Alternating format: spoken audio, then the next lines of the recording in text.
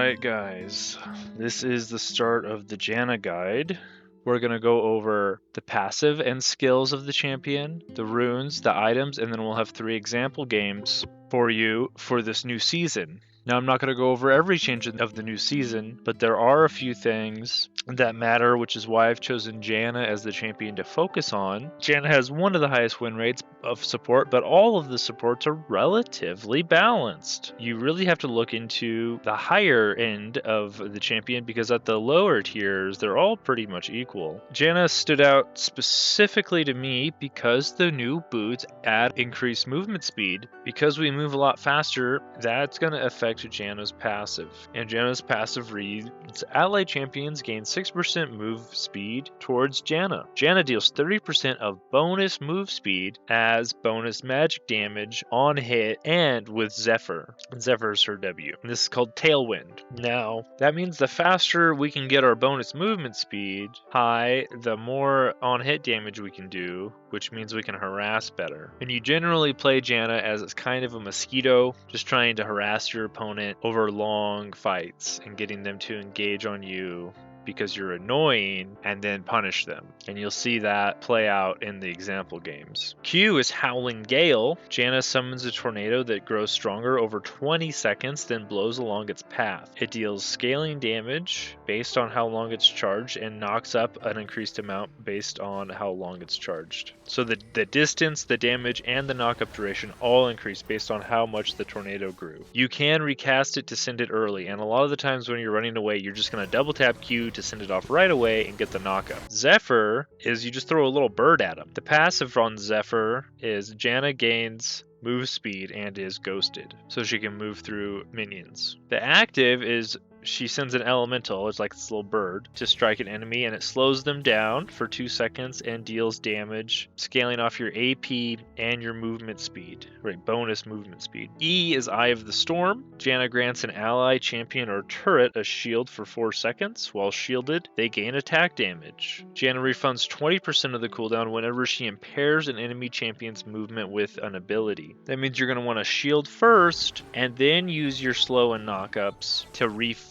your shield. Janna's R, her ultimate, is Monsoon. Janna summons a magical Monsoon, knocking back nearby enemies, then healing nearby allies over 3 seconds. Moving or using an ability ends Monsoon early. It cannot push enemies over walls. So this is really good if you can get positioned behind the opponent to knock them into your allies, or just pushing away and engage and healing your allies there. Now that's all of her abilities, and you see that 2 of her abilities scale on bonus movement speed, which we get more of this season because of the boot upgrades. So that is kind of why I intuit that Janna's going to get a bigger buff than other champions just based on the seasonal events, being the boot upgrades.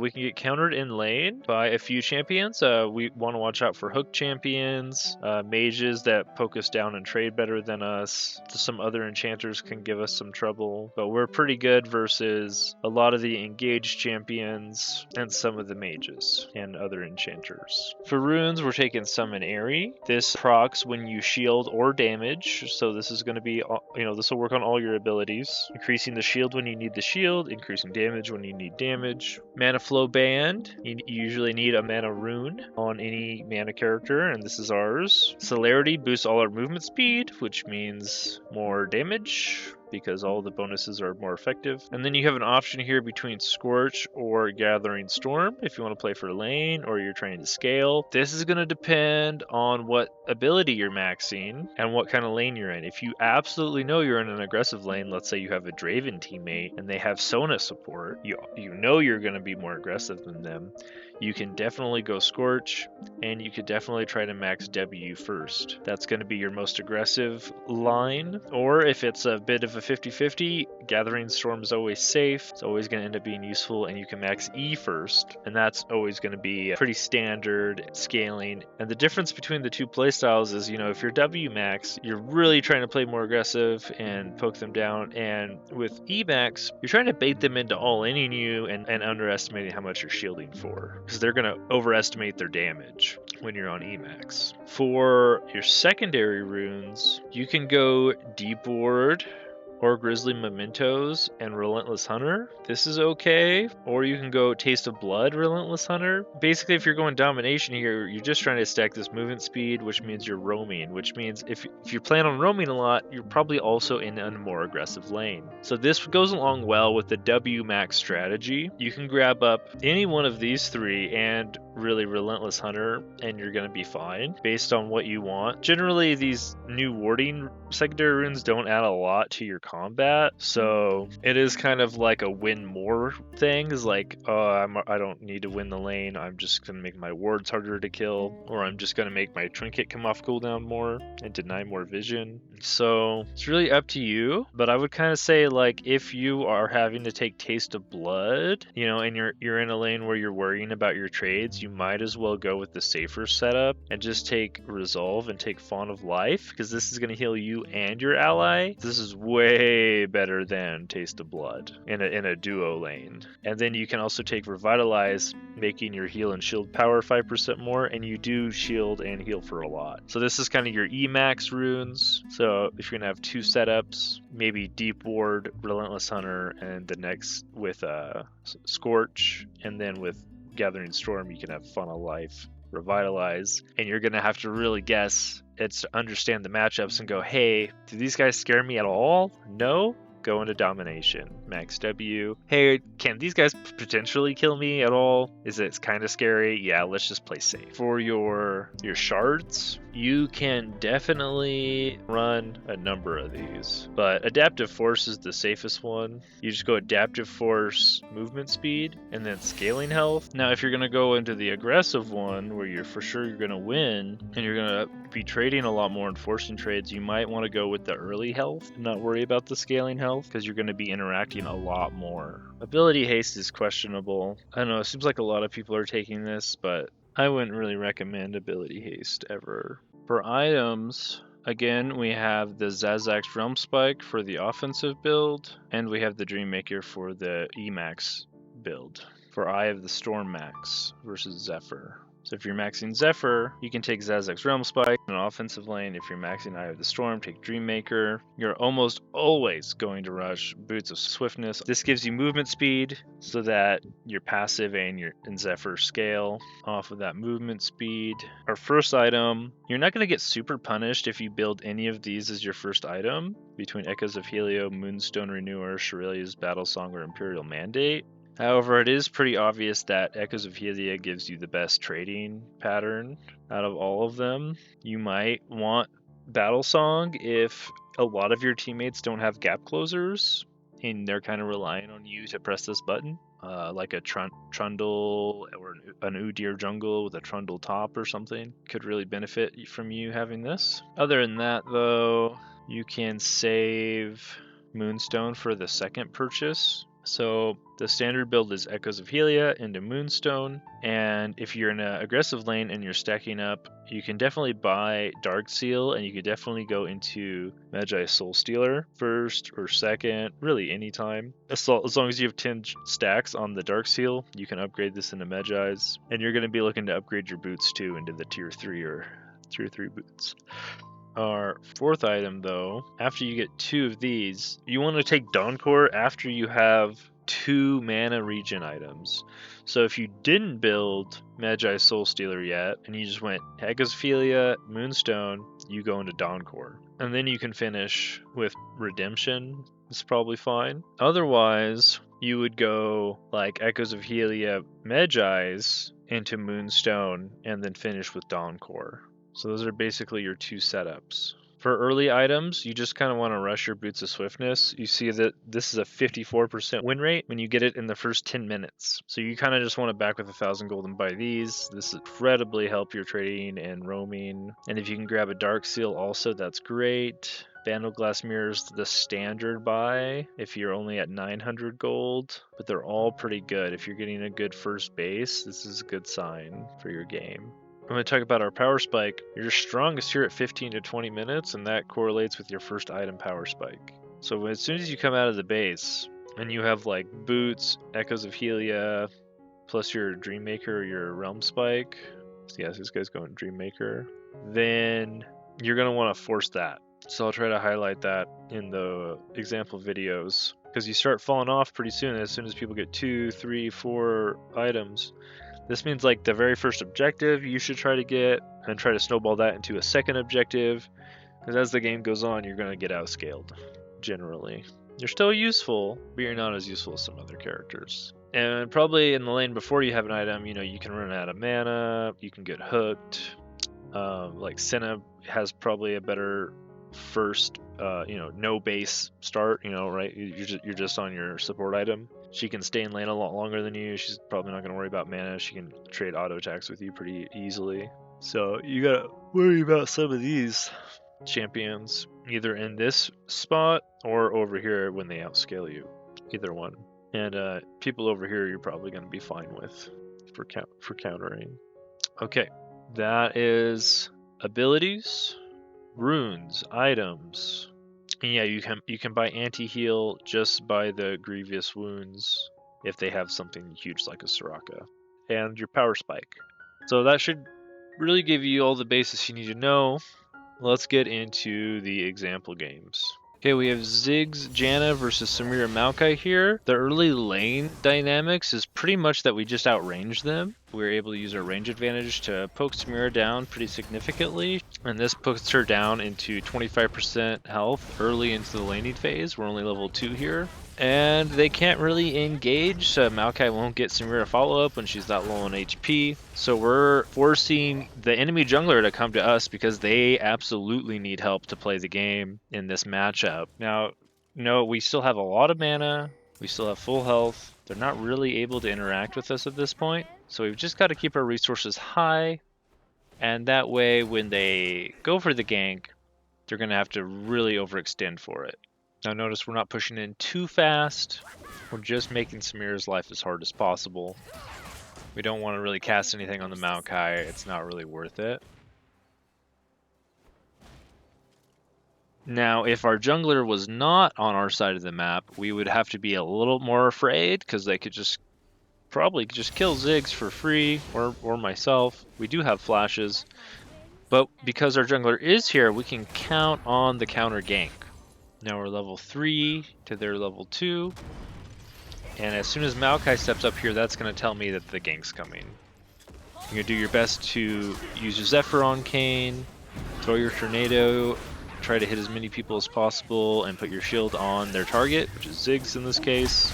And we're going to buy as much possible time for our counter gank. Shaco's off screen right now killing the Samira, and then Shaco's going to come finish off the Kayn. And that'll be a sweet 2-for-1 in our favor on their gank.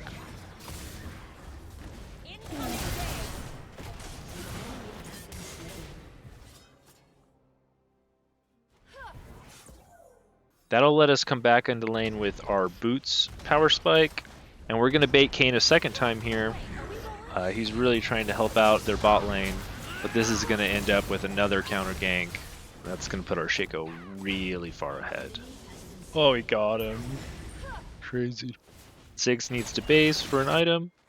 So we're just going to use that opportunity to roam mid. And we're going to be able to pick up Kayn again with the Boots of Swiftness. And that'll put our passive up to doing about 50 damage every auto attack. And Zephyr. Now, when we're in lane alone, we can just try to freeze the wave. It's a lot easier when they're low on health like this. But we're being as annoying as possible. And that will be super useful when you have people with a global ult like Gangplank who can pick off the Samira. And I'm also able to buy time for our mid laner to come down here and pick up the Maokai. So we're just being annoying as possible and getting them to keep them interested, right? Keep them interested in the fight. That's really the important bit here, is that we're just keeping people interested. And Katarina tries to follow up, but I still have ult, so it's not much for them to get back.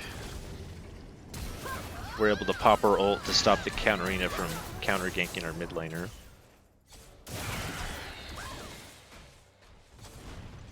Now we're going to group mid to maximize our utility on our mandate spike once the bot tower's down.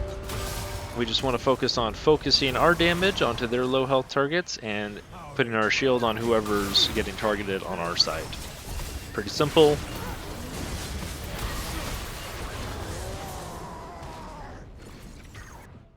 Now we're coming up on the 20-minute mark. We're going to want to be around Atakhan spawn at 20 minutes. Make sure we get our wards down. Make sure your annoyingness is going to the right part of the map. Take down the Scion here with our control ward on Atakhan. That'll help secure it for us. Make sure no Samiras are hiding in the bushes. This version of Atakhan does damage the further you are away from it in a spiral attack, so just stand right underneath it. If we get this, it's GG, right? Just clear vision, and if their jungler comes up, just zone him out. And if he's in a real bad spot like this Kayn is, he's gonna die again. Kayn's gonna walk up here and get sandwiched again.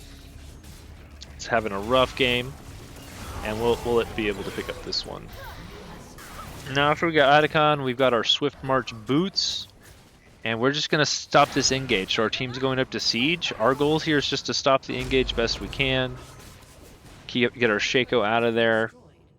But as soon as they make any type of aggressive play, we're gonna throw our knock up, we're gonna throw our shield down, and we're gonna throw our ult out to absolutely make sure nobody on our team has a chance of dying. That's 3 for nothing. Kinda just did it to him, huh? And it's gonna make it so that your team can play pretty aggressive. I think Janna's gonna be my champ. And you guys really can't be punished too much. Look at this damage. I don't know if that's me or not, but looks pretty good. 170. Now after we get that mid inhibitor, we're just gonna do a fighting retreat here through the bot lane, which is great on Janna because you can turn fights really easily in a long fight, and it's kind of the staple this whole game is putting ourselves in positions where we're getting people to engage on us, and we're just showing them that was a bad idea afterwards. So they're gonna chase us down all the way through the bot lane, and we're gonna control ward this bush right here in the bot lane, and we're gonna turn the fight here. We're gonna bait out the Katarina ult, the Samira ult, shield our gangplank. As our team plays around the bush we control warded, and it's gonna be a one fight where we push them all the way back to their base. Pretty good. Now we have almost no mana here, but brothers, I might ult. Oh, we're getting TP. I have ult for the TP.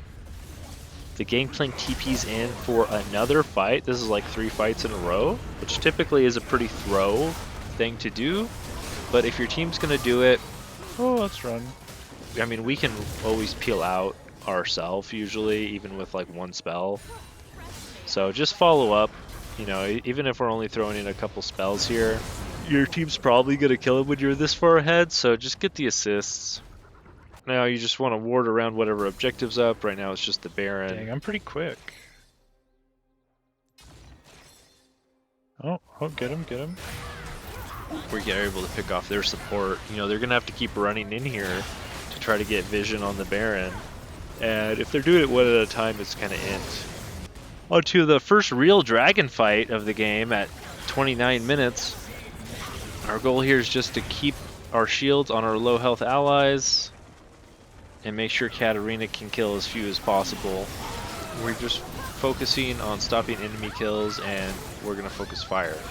So if we could get a shield on Shaco there, that'd be really helpful. We weren't quite fast enough. We're just playing bodyguard. It's really important, like 1 missed shield or 1 missed knock-up can really change the fight. So you want to make sure you're landing shields when they matter, focusing fire with your W, and just weaving lots of auto attacks. You know, so I'm just trying to weave, no matter who I can hit, even if it's just the Scion, I'm just trying to get lots of auto attacks.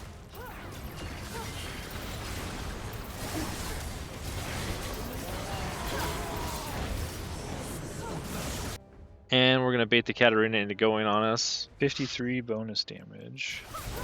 Which is just gonna end up with her being way out of position. Desperate play on Victor there, but gets us both to half health, doesn't kill anyone. Got her. No, the Baron is totally set up. But the enemy team's just gonna run around and fight us 1 by 1. Our jungler's not calling the jungle camps. Feels bad. Scion's out of position now.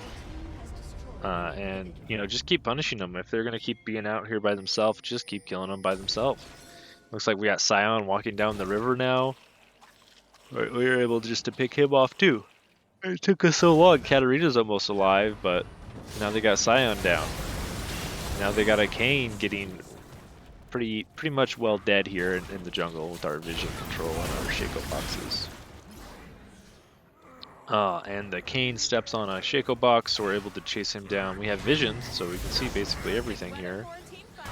And he's taken out by the Ziggs ult in the end. Now, when you're sieging the Nexus, don't force the end. You know, if they respawn and it's not time to end yet, don't force it. But you do want to be here, get all your assists. If it goes bad, just peel out and do a fighting retreat again. So heal everyone. Alright. Yeah, I don't know. I feel like no matter who I play, if I get ahead early, you just feel so strong. It feels so snowbally. Yeah, so we have Corki Janna versus Jhin Shen, which is a good matchup for us because Shen has a lot of trouble getting on top of his opponent with Janna in the game. We have a lot of good interactions as far as that goes. The worst thing would be if we're out of position and we get hit with the Jhin root ability. But most of the lane should be pretty similar to any melee support that doesn't have great engage, where we're able to just throw our abilities down on cooldown at the Jhin and try to get him as low as possible. That's kind of our game plan going in. We want to draw pressure and make them overextend and use their abilities in really bad ways, trying to flash after us to secure kills and trying to set up low health targets for our jungler to come finish off, stuff like that.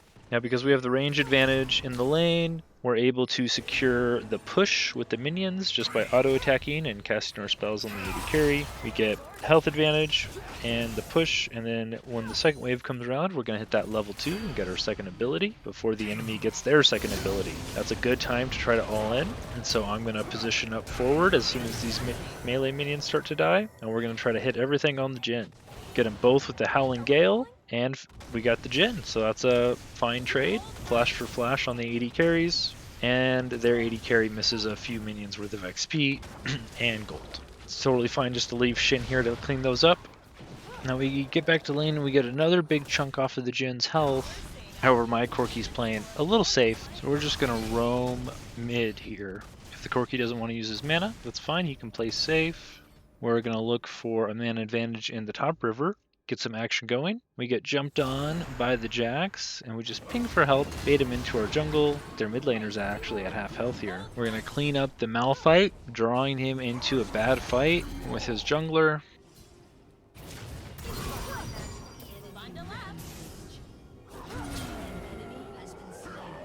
And we can roam top into a low health Lucian with our jungler behind us. It's a good ward there by our top laner for an easy third assist.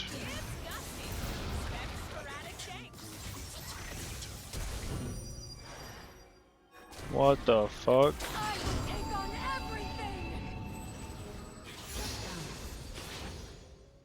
Coming back into the bot lane, we have our Boots power spike. Maybe we can get the Corki to do something, but it takes the Shen jumping on us to really get a fight going. And I'm just going to chase this guy down. Corki can do whatever he wants. My target is in my sights, and I'm not going to let him go.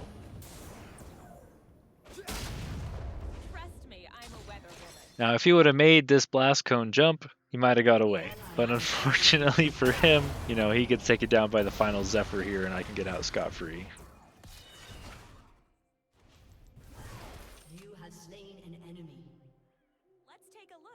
We find ourselves roaming top again away from our AD carry because he's just playing a little too slow for us, and we bait out the Shen ult on this gank, which is great because we actually had a roam from mid ready to go. We'll be able to get that Shen ult out of the game and still get our opposing top laner out of the game for another 20 seconds. So in all, that's a win-win.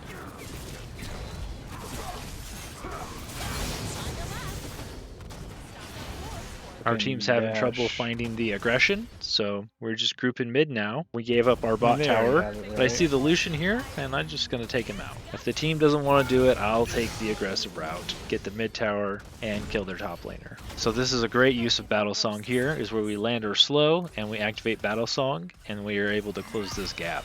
It makes it really hard to get away from us. And we see their top laner roamed all the way up to our tier 2. Not a great place to be alone. So we're going to cut this off. And when you're doing this, you want to make sure you don't put yourself in a spot to get all in. So take a pretty safe path, land your slow, and just walk him down. Lucian has dashes, so you got to be wary of that.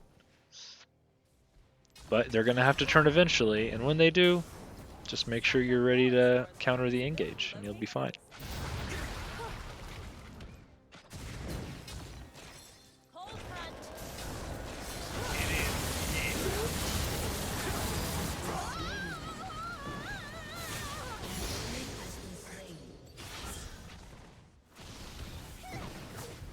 Our team decided to go for the dragon and give up Atakhan, but we're just going to group with them and make sure that we at least get one of the objectives.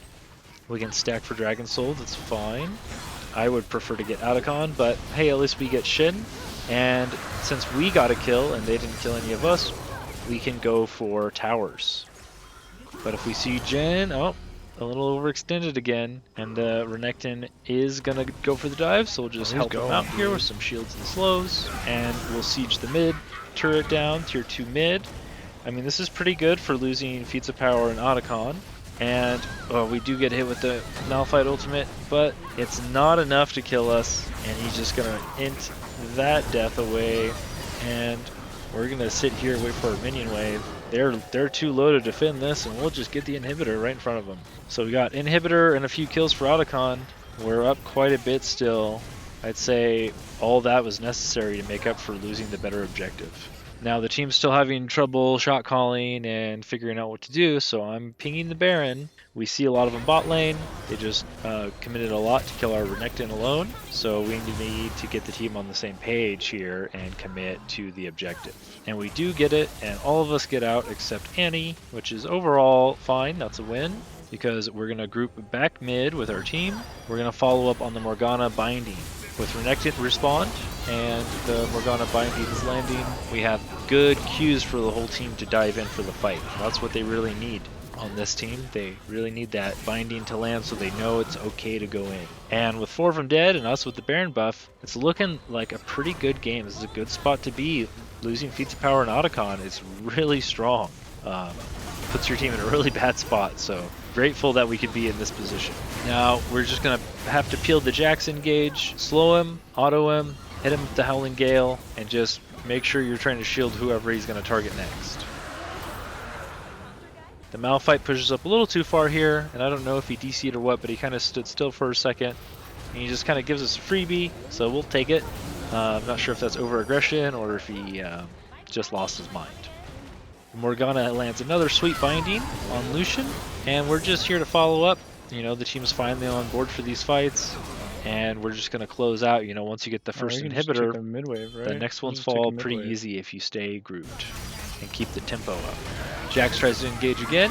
I make him burn his flash for this one, and he still can't really get on top of anybody, so that's great. Almost gets the Corki there. Yeah, you're not killing anybody, bro. And we're going to peel the Shen engage. They're just going in one at a time now, desperation, and that'll be the end of the game.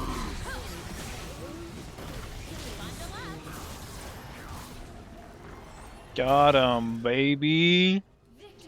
We won that. We lost the Feats of Strength and Atakhan, and we still won. That feels good, man. Okay, this lane we have Draven Janna versus Aphelios Thresh. Now, a hook champion does counter Janna pretty good. That is one of the counter options your opponent can go with. However, Draven has a lot of early damage. So much early damage. He can basically 1v2 the lane on his own, which is great considering I usually have to do it on support to help them get through the laning phase at all. We have a really weird mid matchup too that is kind of notable. Nasus versus Smolder. And this is pretty bad for us, I'd say, considering that Smolder can just kind of free stack. So that is something I'm going to want to deal with later. We don't want to let him just free stack. Now coming up on level 2 here, they're going to get it first, so we're just going to try to peel away. But as soon as Thresh misses this hook, this is the turning point, and we can just all in them right in return while his hook's down. So everyone blows flashes, and we see who we can get. Looks like we're just going to get Thresh here and call it good. Now coming back into lane, I don't have enough for my boot spike, but I'm going to go for this long range Howling Gale play. You start off in the bush so they don't see it charge up, and then you ping when it's about to go off at max charge.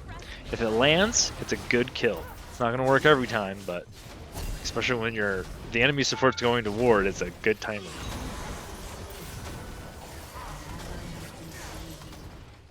Now Draven's still hitting the tower here for a plate a little bit long. He's overstayed, so I'm just going to stay here and try to peel him out. At least let him trade out for the support. I will lose my flash, but it's better to trade out there and get something out of it when your partner overstays. Now we are going to get the tower here. We're 11 minutes in, and we do have our boots, and I have ult. So I do get hooked here, kind of on purpose, because I know how strong my Draven is. And I'm just going to count on my Draven to do all the damage here while I sit in Monsoon. They miss ult and hook, and he's just able to get the kill. And the lane's over. Now I'm focused on that mid lane Smolder.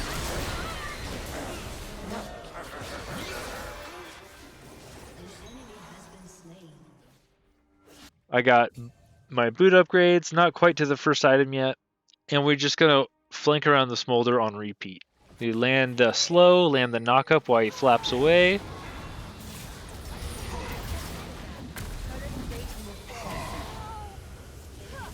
And again, we're going to go up and take out the Smolder, this time at 14 minutes. Slow, and we're going to flash behind him after we knock him up with the Gale. Monsoon him back into the lane, and let the Nexus do the damage.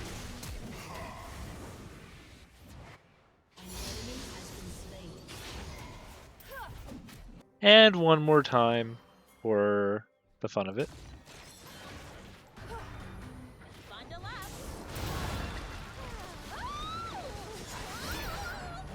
He just gave up.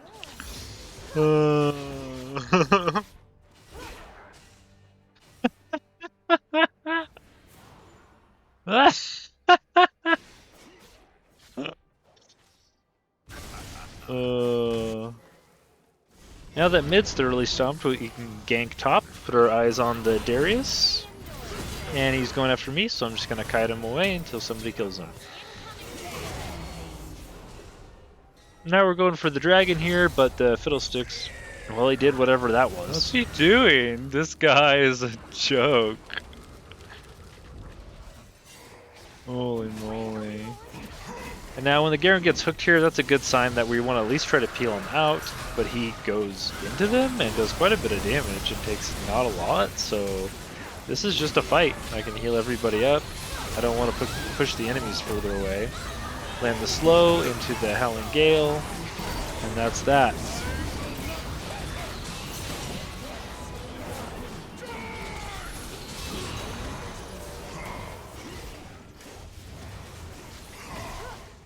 Now we're just grouping. We're 21 minutes into the game. We bought Magi Soulstealer because we were so accelerated. Yeah. And we're just trying to shield Draven here. I think he might run back into me, so I caught my ult. Oh shit. The fight was moving too quick. We got him though. But all we needed there was a couple shields. Now the team's going to try to dive this Thresh here and get murdered for it, so we don't really get to end. It's a little messy. But the enemy team does a Desperation Baron, and this is really just going to be the last fight here. Either they wipe us, or we wipe them, and they're just not going to be able to get the Baron down in a safe manner, so they're pretty cooked here.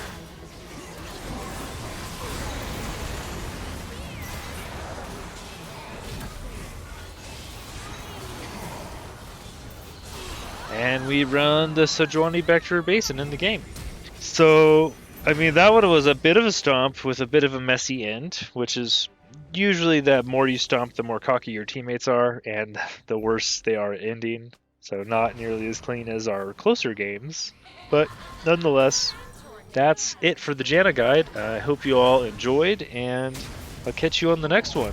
Make sure to like, share, subscribe, do all that stuff, and hey, I appreciate you watching.